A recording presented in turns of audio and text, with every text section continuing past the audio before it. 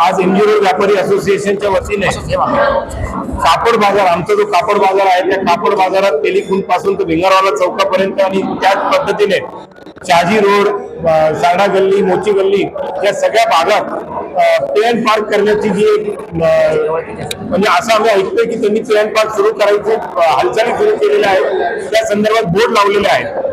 खरं तर याच्या संदर्भात आम्ही महानगरपालिका आयुक्ताकडे आमचं हरकती नोंदवलेल्या आहेत.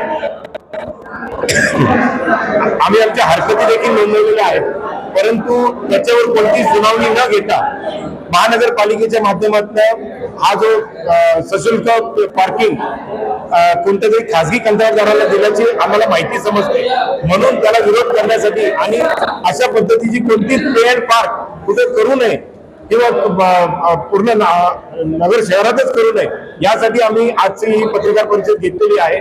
आमची सर्वसामान्य व्यापाऱ्यांची महानगरपालिकेच्या प्रशासनाला हे आव्हान आहे.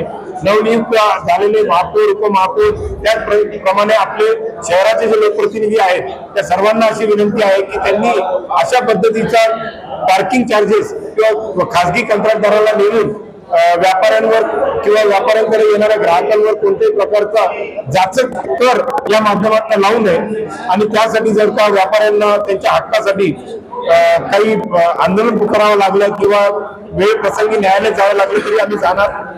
याच्यात एकच नमूद करू इच्छितो की यापूर्वी सुद्धा व्यापाऱ्यांनी आपापली जागा काही कमी जास्त प्रमाणात कोणी 2 फूट कोणी 5 फूट रस्ता रुंदीकरणासाठी दिलेली आहे आणि आता त्याच जागेत जर का महानगरपालिका आम्हाला आमच्याच गाड्या लावण्यासाठी सशुल्क पार्किंगच्या नावाखाली चार्जेस घेणार असतील तर ते खपवून घेतलं जाणार नाही, अशी आमची प्रखर भूमिका आहे आणि त्यासाठी आजची ही पत्रकार परिषद.